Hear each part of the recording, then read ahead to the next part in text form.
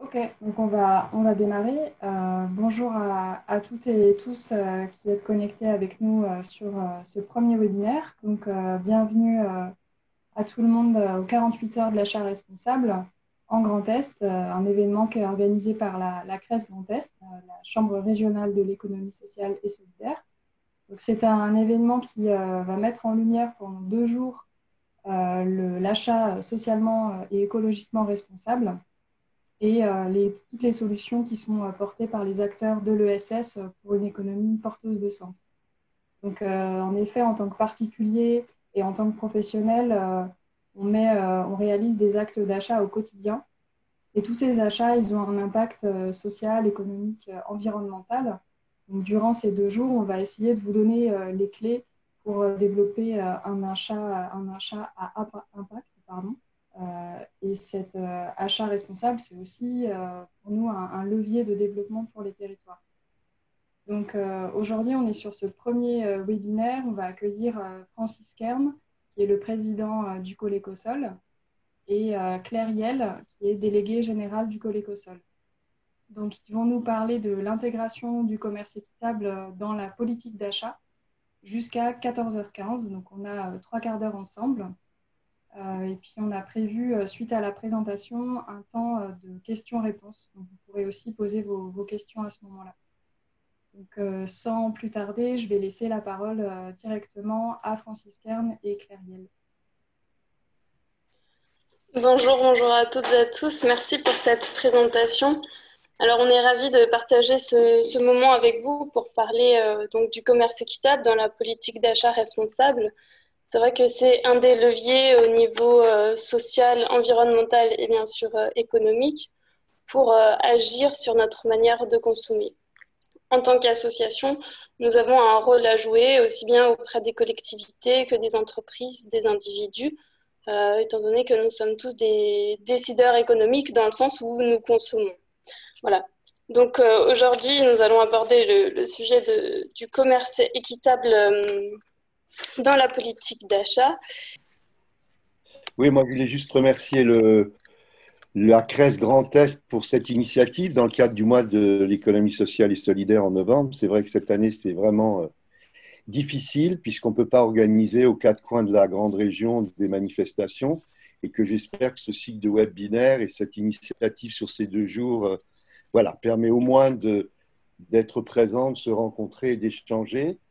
Et je dirais aussi par rapport à ce que vient de dire Claire, qu'effectivement, le colloque au sol a maintenant une expérience qu'il a surtout acquise avec la ville et l'Eurométropole de Strasbourg dans une politique d'achat responsable et dans lequel ce n'est pas que le bio, le local, mais aussi l'équitable. Et on va justement un peu vous restituer cette expérience que nous avons acquise maintenant depuis plus de 5 ans dans le cadre des territoires de commerce équitable avec la ville et l'Eurométropole.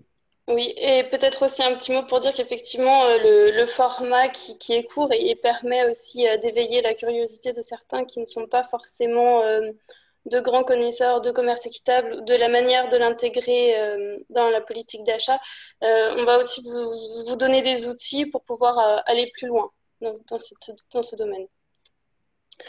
Alors déjà, quelques mots sur le Colécosol. Donc nous sommes un collectif. Nous regroupons plusieurs types d'acteurs, des entreprises, des associations, des collectivités, mais aussi des membres individuels. Et notre objectif est de promouvoir le commerce équitable ainsi que la consommation responsable. Nous avons plusieurs types d'actions, donc en direction d'un public plus jeune comme les élèves, donc en collège, au lycée, mais aussi auprès des étudiants par le programme Génération équitable. Un autre volet d'action est plus en direction des collectivités avec la campagne Territoire de commerce équitable. Donc ce sont des cadres en fait avec certaines des aides pour pouvoir mieux cadrer la politique d'achat responsable et la manière de faire entrer le territoire en transition. Donc, ces actions au sein du Coléco-Sol Grand Est, elles ont lieu en Lorraine et en Alsace. Donc, c'est là où sont basés les deux groupes d'action plus particulièrement. Et aussi dire un mot sur le fait que le Coléco-Sol est une antenne locale, mais qu'il y a un mouvement national qui s'appelle Faire un monde équitable, dont nous faisons partie et pour lequel nous portons certains projets comme Territoire de commerce équitable, Génération équitable, Faire futur pour les élèves. Voilà pour remettre un peu dans le contexte notre champ d'action. Un petit mot maintenant sur le commerce équitable, donc pour redéfinir ce dont on va parler.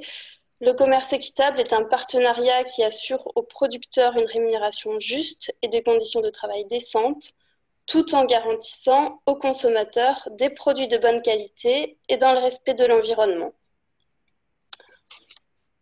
Donc, si on parle ou si on parlait beaucoup d'équitable, en tout cas pour les pays qu'on appelle du Sud, c'est-à-dire souvent on pense au café, thé, cacao, on va se rendre compte qu'il y a également une ouverture qui est proposée en France.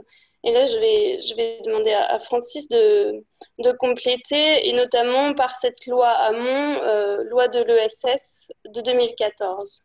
Oui, donc ça a été une avancée considérable pour l'économie sociale et solidaire en général et pour le commerce équitable en particulier, avec les critères qui sont présents sur ce schéma. Hein.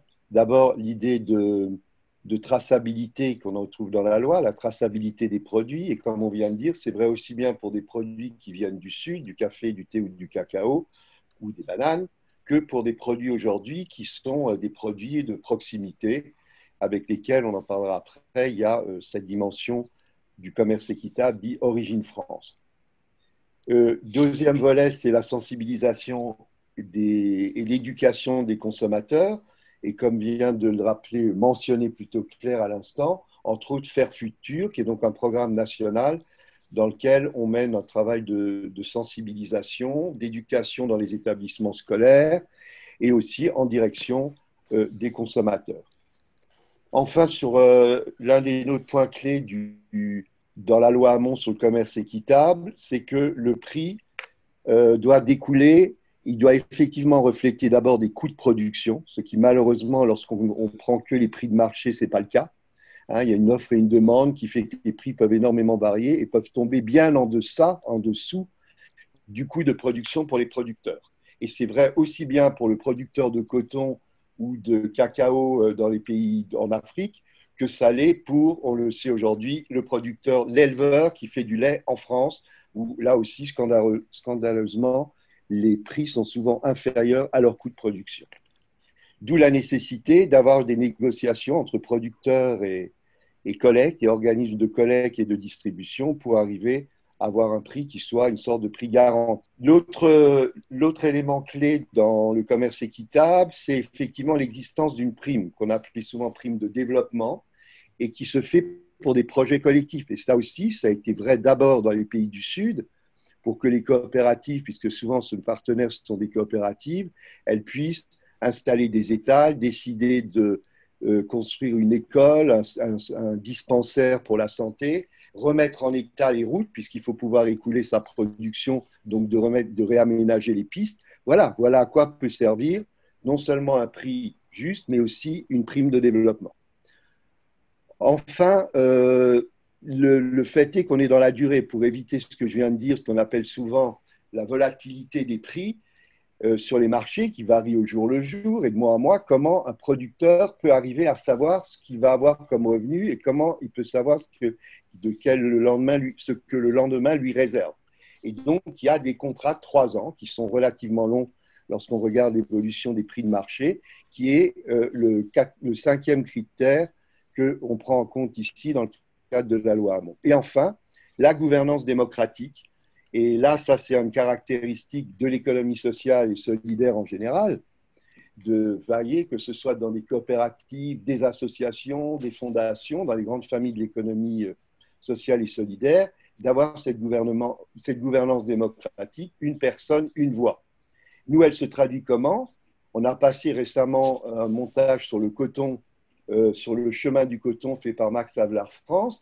Et on voyait bien, et c'était très chouette, comment les habitants du village et les coopératives décidaient librement des investissements qu'ils voulaient faire en votant carrément. Donc la décision leur appartient. Donc voilà pour un exemple, une illustration de ce qu'on entend par gouvernance démocratique aussi dans les critères du commerce équitable. Donc on a revu un peu, rebalayer le paysage du commerce équitable. Donc de voir aussi à quels produits ça s'applique et se rendre compte qu'en fait, quand on parle d'équitable, souvent il y a une double valorisation, c'est-à-dire équitable et bio. Donc sur un certain nombre de produits, ici on a les diagrammes, donc pour les produits à l'international et d'autre part en France. Donc on voit que majoritairement c'est le café, on voit aussi épicerie salée, sucrée, compte pour 8%, sucre et glace aussi, les fruits frais, on pense souvent à la banane. Donc effectivement, il y a quand même beaucoup de produits alimentaires. Et en France, on voit que la boulangerie donc, occupe une large partie du spectre des filières en équitable et notamment représentée par plusieurs labels. Donc ça, c'est un aspect qu'on verra après. En tout cas, ce qui me paraissait important de souligner ici, c'était de constater, enfin, vous voyez, double labellisation équitable et bio, 84% des produits ont la double labellisation. C'est donc dans le cas de la loi Egalim, par exemple, ça permet aussi d'intégrer le commerce équitable. Enfin, on parle de produits durables, et donc qui soient équitables et bio à la fois. Donc ça rentre dans deux standards. Non, juste pour dire que souvent on nous dit, d'ailleurs nous on l'explique souvent, qu'on est à la fois bio et équitable. Et qu'en fait, parfois, on est d'abord équitable avant d'être bio parce que le bio, ça prend un certain temps. Donc, on peut décider de travailler avec une coopérative, de fixer une garantie des prix, comme on l'a vu tout à l'heure dans le schéma, et un certain nombre de critères du commerce équitable, et que le bio, ça nécessite entre 3 et 5 ans pour que les terres puissent être débarrassées de ces pesticides, de ces insecticides et devenir bio.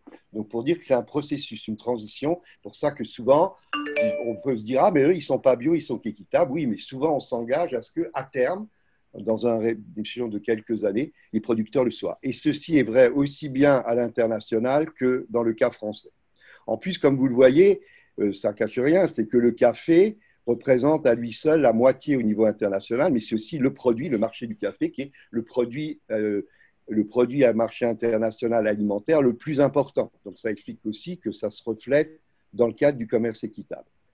Et pour ce qui est de la labellisation aujourd'hui, qui se développe très vite en France, de l'origine France, et je crois que ça, c'est effectivement une nouveauté. Et comme pour le microcrédit à l'époque, c'est une expérience du Sud qui s'applique aujourd'hui dans les pays du Nord, et que dans ce label Origine France, eh bien, c'est souvent en premier lieu les céréales, donc, ce que disait tout à l'heure Claire, donc la boulangerie qui pour l'instant est le plus avancé, mais derrière arrivent très vite les produits laitiers et les fruits et les légumes. Donc voilà des perspectives de développement d'un commerce de proximité qui soit à la fois local, bio et équitable aujourd'hui avec des labels dont Claire va nous parler tout de suite. On va plutôt aborder les bonnes pratiques, disons quelles sont, où on peut retrouver des produits équitables localement. Alors. Bon, on a dit tout à l'heure avec Claire que dans le collectif, nous avions des entreprises, et c'est aussi ce qui fait l'intérêt du collectif comme le Colécosol, mais aussi de Commerce Équitable France, où tous les acteurs du commerce équitable se retrouvent. Pour ce qui concerne nous, sur le plan régional, on a plusieurs entreprises, dont les Cafés Satie, qui est un torréfacteur et qui torréfie aussi parfois d'autres marques, comme Eticable ou d'autres, en tant que torréfacteur, et qui lui-même torréfie des produits, des cafés qui sont équitables venant ou d'Éthiopie ou du Guatemala ou d'ailleurs. Pour les Jardins de Gaillard, je crois que c'est plus la peine de faire leur présentation. Ils ont une gamme incroyable aujourd'hui de produits équitables, de thé équitable des 4 coins du monde, et que après 25 ans d'existence, c'est effectivement une réussite incroyable. Il faut quand même savoir que je crois que Satie, c'est plus de 50 salariés, et les Jardins de Gaillard, plus de 80 salariés. Donc, ce n'est pas une toute petite PME, c'est déjà des entreprises qui ont pignon sur rue et qui développent leur activité économique. Quant à Vettétique, c'est un peu différent parce que là, ce n'est pas une entreprise qui est une structure de SA ou de SARL, c'est une coopérative Vettétique et qui, ce qui est intéressant, le travail, qui est un domaine difficile aujourd'hui, encore une fois, on en a discuté récemment à propos du coton, de faire valoir comment on peut passer du coton équitable vers aussi des produits de confection et de transformation, comme l'éthique sur l'étiquette se bat pour cela, pour les conditions de travail des salariés de toute la filière textile, depuis le coton jusqu'au jean ou au t-shirt que nous achetons. Voilà. Après, nous avons aussi des petites structures de distribution avec qui on a des relations très, très fraternelles et amicales. La boulangerie La Bakerstube, faire de la pub, oui, parce que je pense que c'est une démarche qui est courageuse et intéressante, Place Clément, à côté des Halles, et qui organise aussi des rencontres, malheureusement pas en ce moment, mais dans sa salle de restaurant, son salon de thé. Purée, etc., qui aussi font des produits tout à fait intéressants et qui ont plusieurs lieux de consommation et de dégustation sur Strasbourg, au centre-ville, à la maison universitaire internationale. Donc voilà, quelques exemples. On est aussi en lien aujourd'hui avec Bistrot ou Pain et Chocolat, je ne sais plus comment le Bistrot et nom. chocolat. Comment? Bistrot et chocolat. Chocolat, par exemple, qui insiste cette fois sur tout ce qui est lié, ce qui complète bien la gamme, tous les produits issus du cacao et les produits chocolatés. Voilà, donc à l'échelle locale, à l'échelle nationale aussi, on a alors vous voyez, bon, c'est à la fois des membres, mais aussi là en l'occurrence des collectivités ou des entreprises qui ont intégré du commerce équitable. Donc c'est clairement des exemples de bonnes pratiques. Donc déjà, on va commencer par la Fédération Artisans du Monde, que beaucoup d'entre vous connaissent. Ils sont présents à travers la France, donc il y a plus de 200 boutiques. Et ils proposent des produits alimentaires, une petite gamme textile, mais aussi, voilà, par exemple, des épices ou de l'artisanat. Donc, on a parlé beaucoup d'alimentaire, mais il y a aussi le textile équitable. Et donc, certaines collectivités se sont dotées de vêtements de travail équitables, notamment la ville de Paris qui a opté pour 155 000 agents de vêtements professionnels, notamment les agents de la surveillance, de l'accueil, la propreté, la sécurité. La Poste aussi fait preuve d'exemplarité dans ce domaine en ayant 120 000 agents qui distribuent le courrier, des facteurs qui sont vêtus en coton équitable. La SNCF également. Donc on voit qu'il y a effectivement un changement au niveau de ces pratiques et c'est difficile de voir tous les champs d'action qui sont possibles en tant qu'entreprise, en tant que collectivité, en tant qu'individu, pour avoir une démarche plus responsable, plus équitable. Et c'est à ce titre-là que j'aimerais vous présenter donc, ce guide du commerce équitable dans ma cantine qui est proposé par Commerce Équitable France. Donc, je vais juste vous en dire deux mots. C'est un des outils qui est disponible en ligne et que vous pourrez donc facilement retrouver. Qui met en lumière le fait qu'il y a des filières qui sont structurées. Souvent, on dit oui, le commerce équitable, c'est une niche. Non, à l'heure actuelle, le commerce équitable est structuré. Il y a des filières qui peuvent répondre notamment à des marchés publics, que ce soit au niveau de l'alimentaire ou du textile. Alors, il y a certains freins à lever très souvent, notamment le fait de connaître l'offre disponible. Donc là, il y a quand même possibilité de faire du sourcing, qui est encadré par la loi. Les entreprises peuvent interroger d'autres entreprises ou des labels pour savoir quelle est l'offre disponible. Si s'engager sur toute une gamme est trop compliqué ou trop lourd comme investissement, il est aussi possible de faire des allotissements, c'est-à-dire de compartimenter l'offre de marché. Donc, il y a des champs d'action qui sont possibles et qui sont évoqués dans ce guide. Donc, voilà, on n'a pas assez de temps pour pouvoir tout évoquer de manière exhaustive. En tout cas, je vous invite vraiment à en prendre connaissance. Il est gratuit et en ligne. Voilà. Donc, une question qui est aussi souvent posée ou qu'on peut se poser, c'est quelles sont les raisons pour introduire le commerce équitable? On en a évoqué quelques-unes, mais effectivement, c'est vraiment aussi à vocation de développer le territoire. Donc, à l'échelle locale, mais aussi d'œuvrer à la transition écologique, à la transition agricole, et de sensibiliser par un repas équitable. On transmet aussi un message positif aux convives. On peut appeler à une démarche plus durable.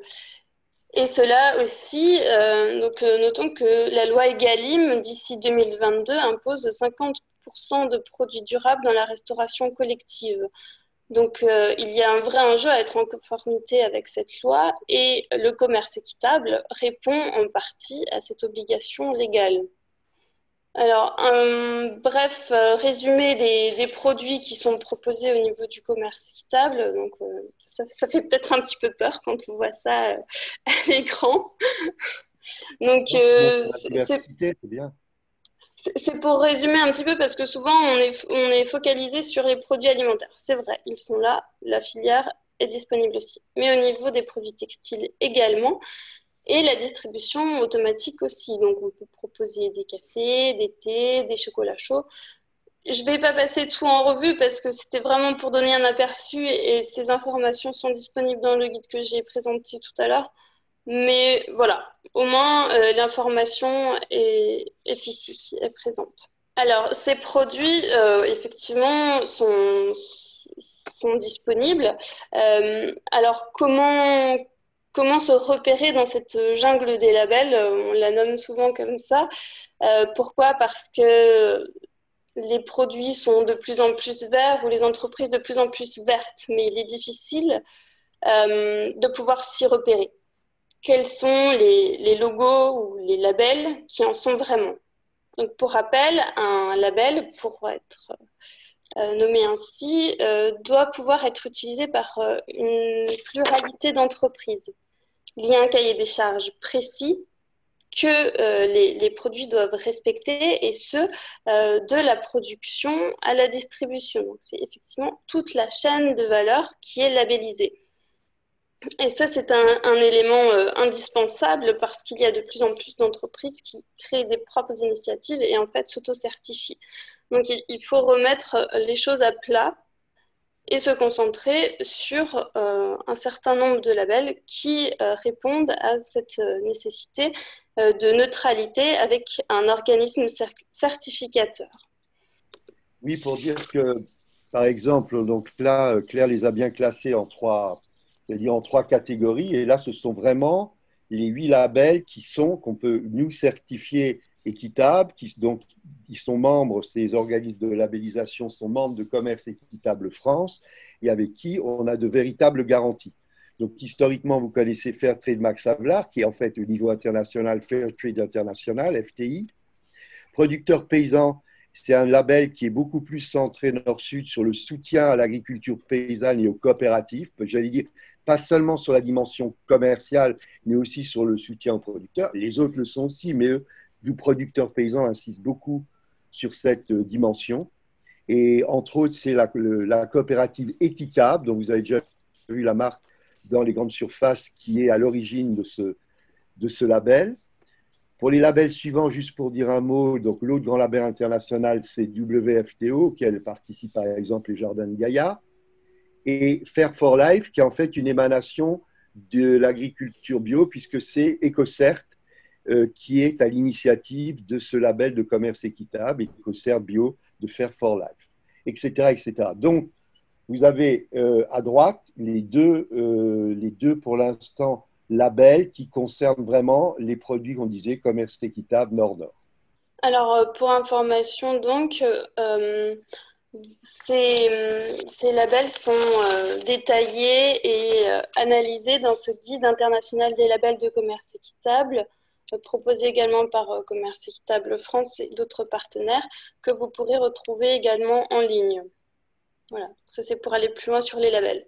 Alors la question maintenant, comment peut-on valoriser ces initiatives à partir du moment où on intègre une politique d'achat responsable? Donc au niveau des écoles, et pour dire vraiment 2 mots dessus, parce que je ne suis pas sûre qu'il y ait beaucoup de représentants d'écoles aujourd'hui. On va peut-être parler un peu plus des territoires de commerce équitable. Mais donc, juste 2 mots. En France, il y a 13 établissements qui sont labellisés écoles de commerce équitable. Et donc, ça permet aux établissements qui sont mobilisés de pouvoir valoriser cette initiative. C'est un programme qui est porté par la Fédération Artisans du Monde, Fairness, Ingénieurs sans frontières et NAPS. Donc, c'est un collectif d'associations qui ont vraiment pour vocation de sensibiliser, mais aussi d'introduire l'achat de commerce équitable dans les écoles, de communiquer sur ces réalisations et d'entrer en partenariat avec des acteurs du secteur équitable. Voilà, vraiment en quelques mots. Alors, juste peut-être pour l'ENSAIA de Nancy, puisque c'est maintenant la CRES Grand Est. Donc, il y a une école dans notre région, une université, qui est labellisée École de commerce équitable. Pour les territoires, de dire qu'il y en a d'autres qui l'ont été ou qui sont de nouveau en discussion pour le redevenir, comme Reims, comme la ville de Nancy, on a des contacts en ce moment, et bien, qui l'ont été, qui veulent aussi se relancer dans un processus de labellisation et de partenariat avec Commerce Équitable France et avec l'école Écossaise Grand Est. Par rapport aux achats responsables, c'est sûr que les collectivités, c'est un élément clé. Et que donc, dans ce cadre-là, les territoires de commerce équitable qui sont là, enfin, les collectivisés labellisés TDCE, ensuite, si vous voulez, on a un travail de partenariat avec elles autour des 5 points qui sont présentés dans cette diapo, un comité de pilotage, des délibérations du conseil municipal ou du conseil d'agglomération pour acheter des produits issus du commerce équitable, un travail de sensibilisation, on en a parlé avant, et d'éducation sur le territoire en question. Les choses souvent se recoupent, puisque Faire Futur travaille sur la question de la sensibilisation et de l'éducation. Et bien sûr, si c'est en plus dans des communes, dans des municipalités qui sont elles-mêmes TDCE, on arrive à joindre les deux objectifs, les deux actions. Enfin, le fait de soutenir l'offre de produits équitables, c'est de soutenir les magasins, les boutiques qui peuvent en avoir, les marchés régulièrement. Nous, on s'est fait nos premières armes sur le marché du commerce équitable à Strasbourg, qui était au pavillon Joséphine. Aujourd'hui, on fait des brunchs équitables qui sont faits en centre-ville, au foyer d'étudiants catholiques, place Saint-Étienne. Nos collègues à Nancy ont aussi des lieux et à Metz de prédilection pour ce genre de manifestations. Et au-delà, c'est de permettre sur le territoire de développer effectivement des filières de production qui soient équitables. Alors, ce n'est pas toujours facile, tout dépend si on est nord-sud ou sud-sud. Si on est dans les milieux ruraux, par exemple, ça peut être dans le cadre du lait, une filière de production qui va du lait jusqu'à la transformation des produits en yaourt ou en fromage. Donc, on rejoint à ce moment-là l'économie de proximité. Ou alors, par exemple, dans l'offre de produits équitables, vous prenez le café Stati, il y a la torréfaction, mais derrière, il y a aussi la distribution. Et puis, il peut y avoir aussi, n'oublions pas, quand on dit filière, de distribuer dans des, tu le présentais avant, dans des distributeurs automatiques. Ça, on peut être tous vigilants pour que les distributeurs automatiques, le café ou le thé qui soit consommé, soient équitables. Et enfin, dans cette démarche, et on va faire là-dessus un prochain webinaire de territoire de commerce équitable, c'est de voir comment les collectivités peuvent travailler avec leurs partenaires, les entreprises en l'occurrence, pour les sensibiliser, sans doute dans une démarche de responsabilité sociale et environnementale des entreprises, la fameuse RSE. Ça peut être peut-être un point de convergence et de superposition entre les préoccupations des collectivités qui sont TDCE et des entreprises qui sont prêtes à adopter cette démarche. Là où je trouve qu'on n'est pas suffisamment, pour l'instant, très dynamique dans les TDCE, c'est d'arriver à avoir le lien avec les organisations professionnelles et en premier lieu les associations de commerçants pour travailler de manière plus étroite avec eux. Donc on touche à la fin, donc je ne sais pas s'il y a des questions dans le chat, ou en tout cas si vous en avez, n'hésitez pas à les écrire pour qu'on puisse les aborder tout à l'heure. Donc c'est ce dont Francis vous a parlé à l'instant. Donc il y a en ce moment les rencontres nationales des territoires de commerce équitable qui ont pour sujet cette année l'alimentation équitable pour répondre aux défis des territoires. Et c'est dans ce cadre-là donc que sera abordé le thème de la RSE et commerce équitable, avec les intervenants cités, donc Pierre Roth, vice-président de l'Eurométropole de Strasbourg, Marc Offsès, adjoint délégué de la ville de Strasbourg, Valérie Auchard, consultante en engagement sociétal et développement soutenable, Cassandre Maury, directrice générale des Jardins de Gaïa, et Nicolas Chulé, directeur des Cafés Satie. Donc, pour avoir plus d'informations sur cet atelier, vous pouvez vous rendre effectivement, une fois de plus, sur le site de Commerce Équitable France. Alors, peut-être juste un mot, puisqu'on parle là de RSE, et donc on a parlé de comment valoriser les initiatives dans les écoles par le biais du label École du commerce équitable, dans les collectivités territoriales avec le label de TDCE, Territoire de commerce équitable. Pour les entreprises, actuellement, il n'y a pas vraiment de... Alors, il y a le label WFTO qu'on a vu avant, World Fair Trade Organization, qui permet à des entreprises d'être labellisées équitables. Donc, c'est effectivement toute la structure, pas uniquement le produit, mais aussi, par exemple, les relations partenariales ou avec les salariés. Voilà, donc il y a des critères du commerce équitable qui sont intégrés dans ce label et qui permettent de valoriser les initiatives d'une entreprise.